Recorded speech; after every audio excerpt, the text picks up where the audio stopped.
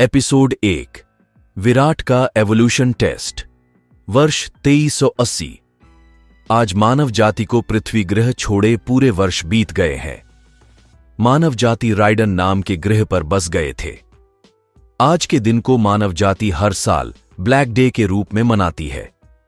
रेडन ग्रह भी देखने में बहुत खूबसूरत था। हमने सोचा था कि तुम हमारा इतना नाम रोशन करोगे कि दुनिया हमें तुम्हारे नाम से जानेगी। आज दुनिया सच में मुझे तुम्हारे नाम से जानती है। लोग कहते हैं, देखो उसे, वो उस नालायक विराट की मां है। पता नहीं वो इनका बेटा है भी या नहीं। कुछ देर पहले स्वाति जी न्यूट्रिशन टैबलेट्स लेने के लिए ह्यूमन रिसोर्सेज कलेक्शन सेंटर पर गई थीं। वहां उन्हें मिसेस वर्मा अपने किसी रिलेटिव के साथ मिल गई थीं। मिसेस वर्मा शुरू से ही स्वाति से नफरत करती थीं। जब से वो पड़ोस में रहने आए थे, और आज तो उसे मौका भी मिल गया था। मिसेस वर्मा ने अपनी रिलेटिव से कहा, पता है, इनका बच्चा इतना होनहार है कि जिस एवोल्यूशन टेस्ट को बच्चे 7-8 साल की उम्र में पास कर लेते हैं, वो इसमें 4 बार फेल हो गया है। अब उसका लास्ट अटेम्प्ट है। हमें तो पूरा यकीन है कि इस बार भी वो एवोल्यूशन टेस्ट पास नहीं कर पाएगा।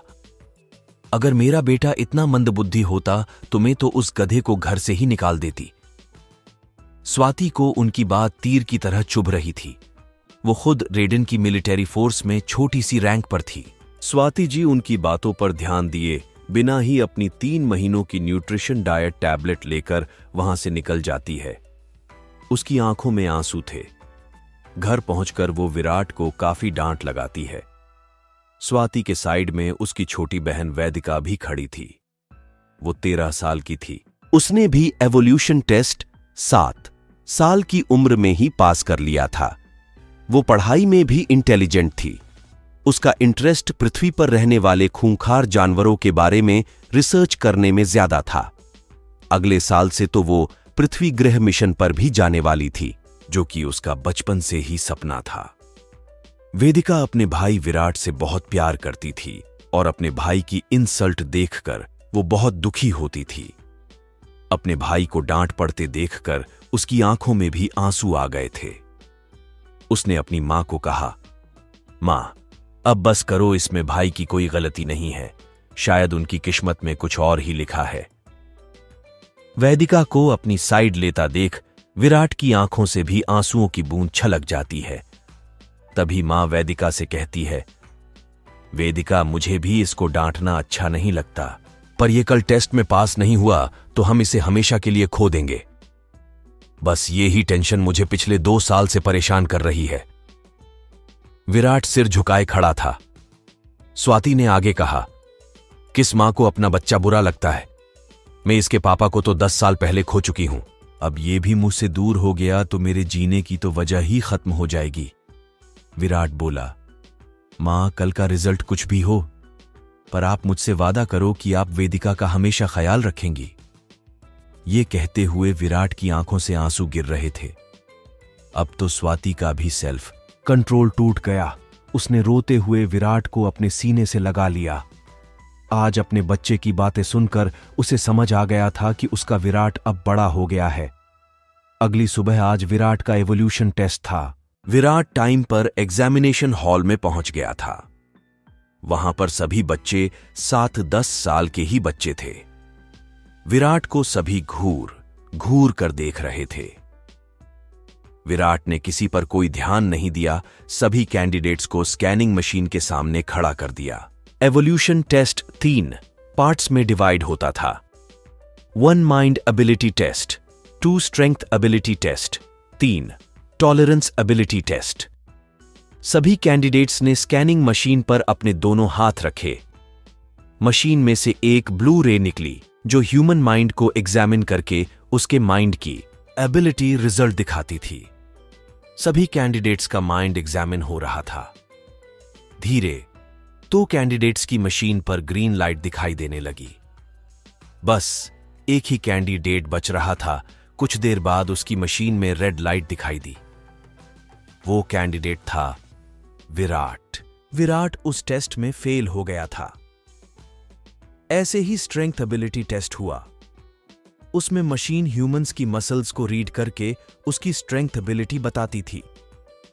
क्योंकि शरीर की स्ट्रेंथ हमेशा मसल्स पर ही डिपेंड करती है, उसने भी विराट फेल हो गया था।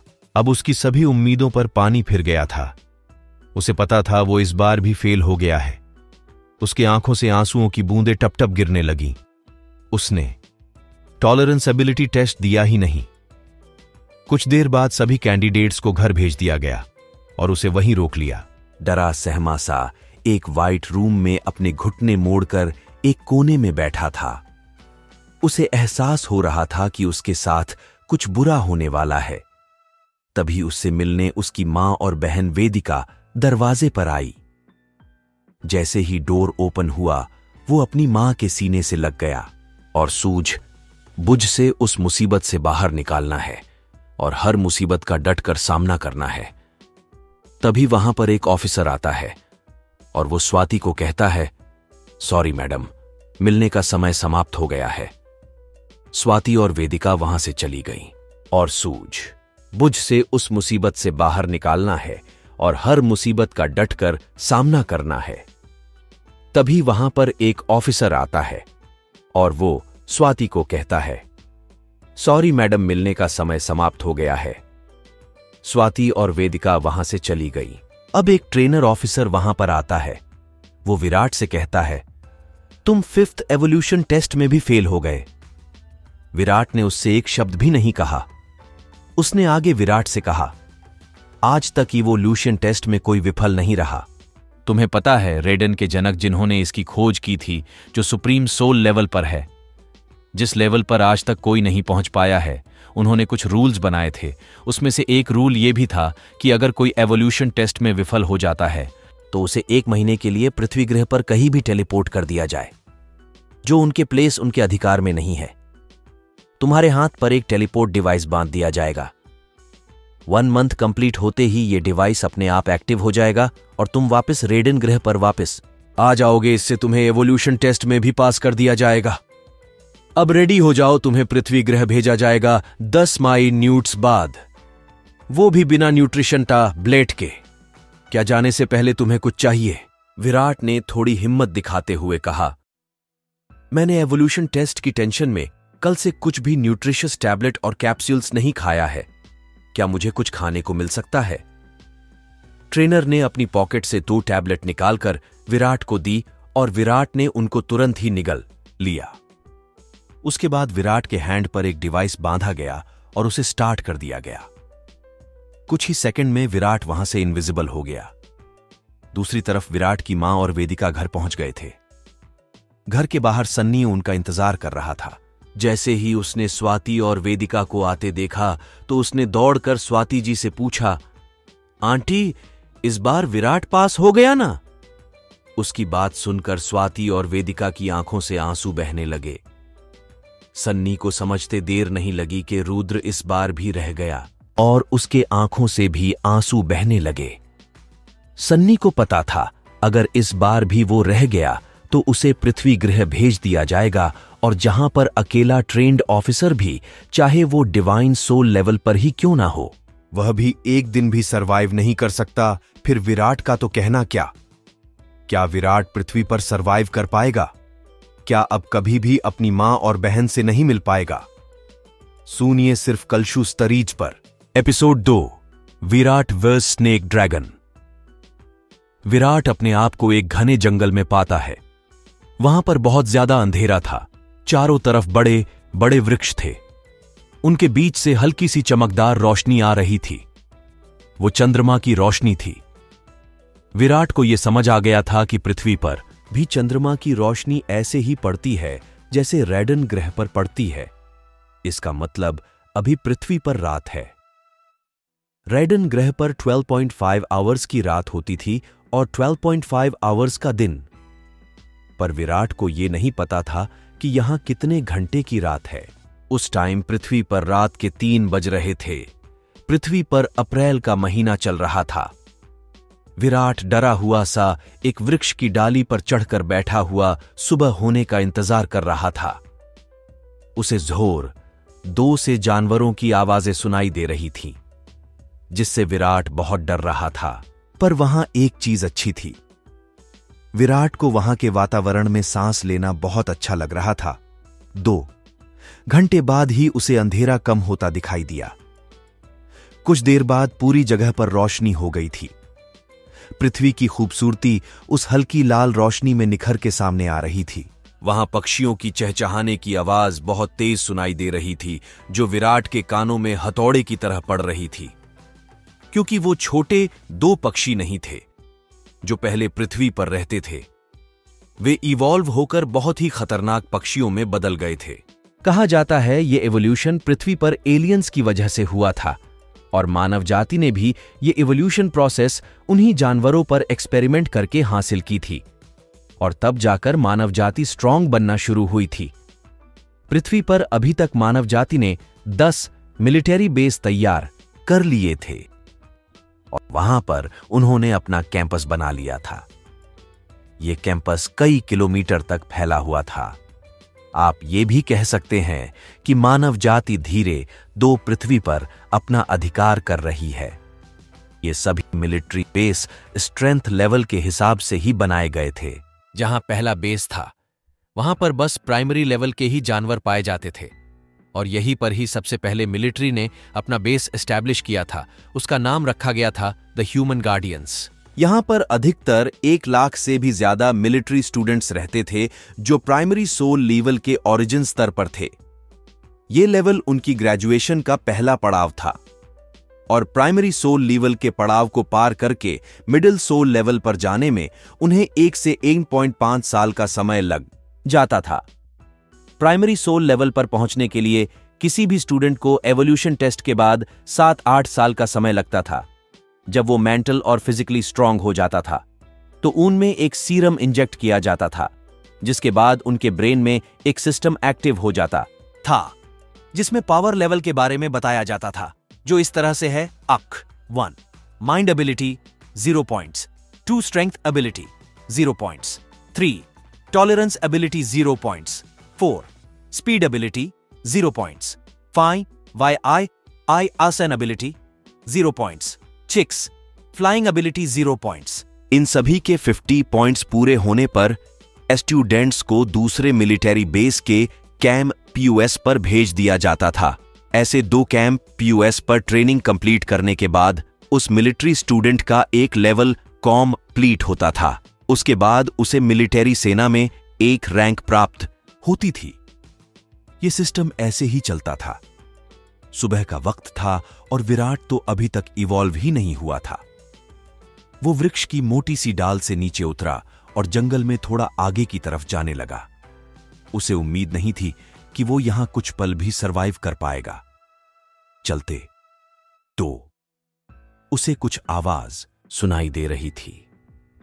वो उसी दिशा में चलता गया और विराट एक झरने के सामने आ गया। झरने को देखकर वो खुश हो गया, क्योंकि पानी तो रेडन ग्रह पर भी मौजूद था। जब ही तो मानव जाति वहां रह पाई थी। उसकी जलवायु और पृथ्वी की जलवायु में कोई अंतर नहीं था। विराट ने वहां पर थोड़ा पानी पिया और वहीं खाने के लिए कुछ तलाश करने लगा। ऐसे ही घूमते घूमते उसे कुछ घंटे बीत गए। विराट को नहीं पता था कि वो पृथ्वी के सबसे खतरनाक इलाके में है। उस इलाके में जाने से एलियन भी डरते थे। विराट की नजर बहते झरने के बीचों बीच पड़ी। वहां से उसे कुछ चमकता सा दिखाई दिया। विराट दौड़ता हुआ वहां पहुंचा। उसने देखा कि वहां राउंड शेप में 4 चमकदार बॉल रखी है। वो हाथ लगाने में थोड़ी गर्म महसूस हो रही थी। उसको समझने में देर नहीं लगी कि ये किसी जीव के अंडे हैं। उसे पता था कि एग्स में भरपूर मात्रा में न्यूट्रिशन होता है। विराट ने जल्दी से वेन्ड एग लिया और उसे ऊपर से फोड़कर उसका पल्पी लिक्विड सफा चट कर गया। उसे स्वाद में वो एग कुछ ज्यादा ही डिलीशियस लगा। धीरे 2 शाम होने लगी और वो उस नदी के सहारे चलते 2 उस जगह से बहुत दूर निकल आया था। अब उसकी तबीयत बिगड़ने लगी थी। उसके बॉडी का टेम्परेचर बढ़ रहा था। तभी उसे किसी की दहाड़ की आवाज सुनाई दी। इस आवाज को सुनकर तो विराट अंदर तक कांप गया। उसे अंदर ही अंदर कुछ गलत होने का एहसास हो रहा था। उसे नहीं पता था कि ये फीलिंग उसे किस वजह से आई। उसने दौड़ लगाना शुरू कर दिया। एक तो विराट पूरी तरह होश में नहीं था। उसका ध्यान तो उसकी स्पीड पर गया ही नहीं। उसे तो डर था कि कहीं ये जानवर वो तो नहीं था जिसके उसने एग्स खाए थे। उसका अंदाजा बिल्कुल सही था, वो वही जानवर था। वो एक स्नेक ड्रैगन था, जो कि पृथ्वी पर इकलौता जानवर था। वो ड्रैगन्स का किंग माना जाता था। उसकी हाइट 30 मीटर से ज्यादा थी। उस स्नेक ड्रैगन को रोज कई 100 माइल दूर जाकर शिकार करना पड़ता था, क्योंकि दूर दूर तक उसके डर से कोई जानवर नजर नहीं आता था और पक्षियों का वो ड्रैगन शिकार नहीं करता था। इसके पीछे की वजह समझ नहीं आती थी। शायद वो सभी पक्षियों का किंग हो। विराट की स्पीड काफी ज्यादा बढ़ गई थी। पता नहीं, शायद उसकी इंस्टिंक्ट एबिलिटी एक्टिव हो गई थी, जिसकी वजह से उसे खतरा महसूस हो रहा था और उसे फील हो रहा था कि खतरा उसके पास आता जा रहा है। उस स्नेक ड्रैगन को भी उसके अंडों की खुशबू बहुत दूर से भी फील हो रही थी और उसने उसी दिशा में उड़ान भर दी थी। अब विराट भी अपने ऊपर दबाव महसूस कर रहा था। उसे कुछ माइल दूर पत्थरों की काफी बड़ी चट्टान दिखाई दे रही थी। उसने अपनी दौड़ने की स्पीड और बढ़ा दी। वो चट्टान के बिल्कुल निकट पहुंच गया था जब उसने अपने ऊपर एक छाया महसूस की। जब विराट ने सिर ऊपर उठा के देखा तो उसका कलेजा उसके मुंह में आ गया। एक पहाड़ जैसा स्नेक उसके ऊपर उड़ रहा था। विराट ने आज तक ऐसे किसी जीव के बारे में नहीं सुना था। उसकी वाइट चमकदार स्किन विराट को साफ दिखाई दे रही थी। उसके बड़े 2 पंख थे। वो देखने में ऐसा लग रहा था जैसे कि समुद्र की लहरों ने सुनामी का रूप ले लिया और किसी भी पल इस पूरी जगह को तहस नहस कर देंगी। विराट को कुछ समझ नहीं आ रहा था उसे क्या करना चाहिए। आज तो विराट का मरना तय था। विराट सोच रहा था कि अब वो कभी अपनी मां और बहन को नहीं देख पाएगा और उसका बचपन का दोस्त सन्नी, जो उसे अपनी जान से भी ज्यादा चाहता है। जब भी कोई स्कूल में विराट का मजाक उड़ाता था या उसे बुली करता था तो सनी ही उसे बचाता था। क्या विराट का पृथ्वी पर सरवाइव करने का आखिरी दिन है? क्या विराट अब अपनी फैमिली और बचपन के दोस्त से कभी नहीं मिल पाएगा? या विराट बन जाएगा एक सुपर वॉरियर? आगे जानने के लिए जुड़े रहिए हमसे सुपर वॉरियर विराट कलशू स्टोरीज पर।